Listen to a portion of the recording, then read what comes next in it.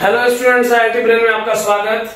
आज हम फिजिक्स में आई रोडो के प्रॉब्लम 3.13 के पार्ट 3 पे डिस्कस करेंगे। इसके दो पार्ट पे हम पहले ही डिस्कस कर चुके हैं, तो एक बार आप क्वेश्चन सुने। A thin straight rod of length 2a carrying a uniformly distributed charge q is located in vacuum. Find the magnitude of electric field strength as a function of distance r from the rod center along the straight line coinciding with the direction of rod at the point lying outside the rod। यानी problem यह है कि एक rod जिसका length 2a given है, उसमें q charge totally distributed है through out length uniformly, और इसके सेंटर से r डिस्टेंस पे, यानी इसके सेंटर से r डिस्टेंस पे अगर मैं यहां पर एक पॉइंट बनाऊं तो r डिस्टेंस पे किसी पॉइंट P जो कि रॉड के ओरिएंटेशन के अलोंग कंसीडर किया गया है, यानी रॉड के सेंटर को P से ज्वाइन कराने वाली लाइन और रॉड का प्लेसिंग डायरेक्शन एक दूसरे के पैरेलल है। तो आपको इस कंप्लीट रॉड के चार्ज के कारण P पॉइंट पर इलेक्ट्रिक फील्ड की वैल्यू को कैलकुलेट करना है। इससे पहले इसके जो पार्ट हमने सॉल्व किए थे अपनी पिछली वीडियोस में, उसमें हमने इसी रॉड के कारण परपेंडिकुलर डिस्टेंस r पर इलेक्ट्रिक फील्ड को कैलकुलेट किया था। तो इस पार्ट को कैसे सॉल्व किया जाएगा समझे, क्योंकि इस रॉड के डिफरेंट एलिमेंट के डिस्टेंस P से डिफरेंट है, तो हम अगर इस पॉइंट P से किसी आर्बिट्रेरी डिस्टेंस x पर, अगर हम P पॉइंट से किसी डिस्टेंस x पर एक एलिमेंट कंसीडर करें जो कि बहुत छोटा होना चाहिए dx लेंथ का, तो इस dx लेंथ के एलिमेंट में टोटल चार्ज का मैग्नीट्यूड लैम्डा इंटू dx होगा।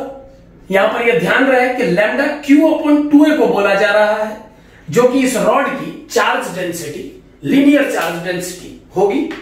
अब लैम्डा dx चार्ज के इस एलिमेंट, जिसे मैं एक पार्टिकल भी कंसीडर कर सकता हूं, उसके कारण x डिस्टेंस पे P पॉइंट पर जो इलेक्ट्रिक फील्ड वेक्टर डेवलप होगा, उसे हम इस फॉर्मूले से शो कर सकते हैं। DE वेक्टर, यहां पर DE वेक्टर वर्ड इस एलिमेंट्री चार्ज पार्टिकल के कारण बनने वाले इलेक्ट्रिक फील्ड के लिए इस्तेमाल किया जा रहा है। सो इस dx लेंथ के पार्टिकल के कारण इस पॉइंट पर इलेक्ट्रिक फील्ड की वैल्यू होगी 1/4πε0 into total magnitude of charge lambda dx divided by square of the distance with I cap vector। यहां पर साइन कन्वेंशन में I cap vector x axis की डायरेक्शन को कंसीडर किया जा रहा है। सो इस dx एलिमेंट के कारण P पर इलेक्ट्रिक फील्ड का मैग्नीट्यूड विद डायरेक्शन इतना होना चाहिए, और पूरी रॉड के कारण P पर इलेक्ट्रिक फील्ड कैलकुलेट करने के लिए हमें इस DE को इंटीग्रेट करना होगा, यानी समेशन करना होगा एक टर्मिनल से दूसरे टर्मिनल तक। सो इंटीग्रेशन को अगर लिमिटिंग कंडीशंस दी जाए तो इस रॉड को कंप्लीटली कवर करने के लिए जो x का मिनिमम वैल्यू होगा वो r-a होना चाहिए, जबकि x का ग्रेटेस्ट वैल्यू r+a होना चाहिए। सो r-a से r+a के बीच में इस इंटीग्रेशन को सॉल्व करके हम ये कैलकुलेट कर सकते हैं कि इस रॉड ने P पॉइंट पर कितना इलेक्ट्रिक फील्ड डेवलप किया। सो एक बार सॉल्व करके देख लेते हैं। तो ये वैल्यू बन जाएगा λ/4πε0, जिसे बाहर लिया जा सकता है इंटीग्रेशन से, और हमें इंटीग्रेट करना होगा x की पावर -2 को r-a से r+a की लिमिट में, और इसका डायरेक्शन I डायरेक्शन होगा। So net electric field is equal to λ/4πε0, और x की पावर -2 का इंटीग्रेशन -1/x होना चाहिए। x टू द पावर -2 का integration x to the power -1/-1 होगा, जैसे मैं -1/x लिख सकता हूं। अब r-a से r+a की लिमिट के बीच में हम इसे कह सकते हैं λ/4πε0 -1/r+a दैट इज +1/r-a। यहां पर एक बार x की प्लेस पे अपर लिमिट पुट की गई है और एक बार x की प्लेस पे माइनस लिमिट, और जैसा यूजुअल है कि दोनों के बीच में एक माइनस साइन यूज किया गया है, जिसके लिए सेकंड टर्म प्लस में कन्वर्ट हो गया है। अब एलसीएम लेके अगर हम इसे फाइनल सॉल्व करें तो ये बन जाएगा λ/4πε0 r² - a²। मैं इन दोनों के प्रोडक्ट को लिख रहा हूं। सो r प्लस ए से r प्लस ए कैंसिल करने के बाद यहां r माइनस ए बचेगा, और r माइनस ए का टर्म कैंसिल करने के बाद r प्लस ए यहां पर रिमेनिंग होगा। अब इसे फाइनल सॉल्व करने पर जो e का मैग्नीट्यूड हमें मिलेगा वो होगा lambda upon 4 pi epsilon not into, यहां पर हम देख पा रहे हैं कि r का टर्म कैंसिल हो जाएगा ब्रैकेट ओपन करते ही, और माइनस माइनस प्लस a और a दोनों ऐड होकर के 2a हो जाएंगे। So it is 2a upon r square minus a square. तो जो इलेक्ट्रिक फील्ड डेवलप होगा इस पॉइंट पर उसका मैग्नीट्यूड होना चाहिए lambda upon 4 pi epsilon not, lambda upon 4 pi epsilon not 2a upon r square minus a square. अब अगर हम लैम्डा की वैल्यू पुट करें q अपॉन 2a तो इसका फाइनल सॉल्यूशन होगा q अपॉन 2a और 4 पाई एप्सिलॉन नॉट भी है। यहां पर आप देख पा रहे हैं कि लैम्डा इंटू 2a जो न्यूमरेटर पे अवेलेबल है वो डायरेक्ट ही q लिखा जा सकता है। सो लैम्डा इंटू 2a को q से कन्वर्ट करने पर ये बन जाएगा 1 upon 4 pi epsilon not q upon r minus a into r plus a, जिसे हमने r square minus a square लिखा है।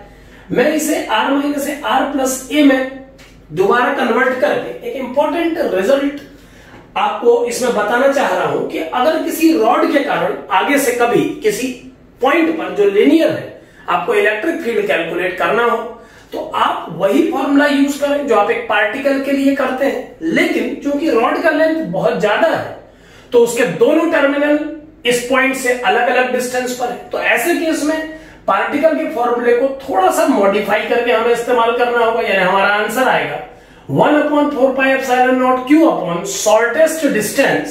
Shortest distance multiply two longest distance of the rod. यानी कि अगर रॉड के शॉर्टेस्ट डिस्टेंस को लॉन्गेस्ट डिस्टेंस से मल्टीप्लाई कर दे तो डिनोमिनेटर के r स्क्वायर टर्म को हम sd और ld के प्रोडक्ट से एक्सचेंज कर सकते हैं। इस तरीके का कोई रिजल्ट मैं जनरली आपको सिखाने की कोशिश नहीं कर रहा हूं, केवल जो आउटकम आया है उसे जस्टिफाई करने की कोशिश कर रहा हूं कि फर्दर अगर आपको फ्यूचर में कभी कोई इस तरीके का प्रॉब्लम सॉल्व करना होगा तो आप इस तरीके से डायरेक्ट रिजल्ट लिख सकते हैं। जैसा एग्जांपल के लिए अगर किसी रॉड का लेंथ 4 यूनिट है, सपोज ये 4 सेंटीमीटर है, तो इसका ये वाला पार्ट 2 सेंटीमीटर और ये भी 2 सेंटीमीटर होना चाहिए। अब अगर सेंटर से 6 सेंटीमीटर डिस्टेंस किसी पॉइंट P पर इलेक्ट्रिक फील्ड कैलकुलेट करना है तो हम अदर कैलकुलेशंस करने के बजाय डायरेक्ट इस फॉर्मूले को यूज कर सकते हैं और हमारा आउटकम होगा 1 upon 4 pi epsilon not q upon rod के नियरेस्ट पॉइंट की डिस्टेंस जो कि 4 सेंटीमीटर होगी और रॉड के फारदेस्ट पॉइंट की डिस्टेंस जो कि 8 सेंटीमीटर होगी। तो डायरेक्ट इस फॉर्मूले को अप्लाई करके हम किसी भी रॉड को एक चार्ज पार्टिकल के करस्पॉन्डिंग फॉर्मूला दे सकते हैं। एक बात और ध्यान रखें कि इस फॉर्मूले को केवल आए हुए रिजल्ट के बेस पे मैंने सेट किया है। इसे निकालने के लिए मैंने भी बेसिकली छोटे छोटे एलिमेंट बना के इंटीग्रेशन का ही हेल्प लिया है। इसका जो रिजल्ट आया है वो फाइनली देखने के बाद हमें ये पता लगा कि हम इस तरीके का एक सुपर केस इसके अंदर से बना सकते हैं। तो इस तरीके से आप किसी रॉड के कारण उसके एक्सियल पॉइंट पर इलेक्ट्रिक फील्ड की वैल्यू को कैलकुलेट कर सकते हैं। इसका आउटकम आया 1 upon 4 pi epsilon not q upon r square minus a square. Thank you.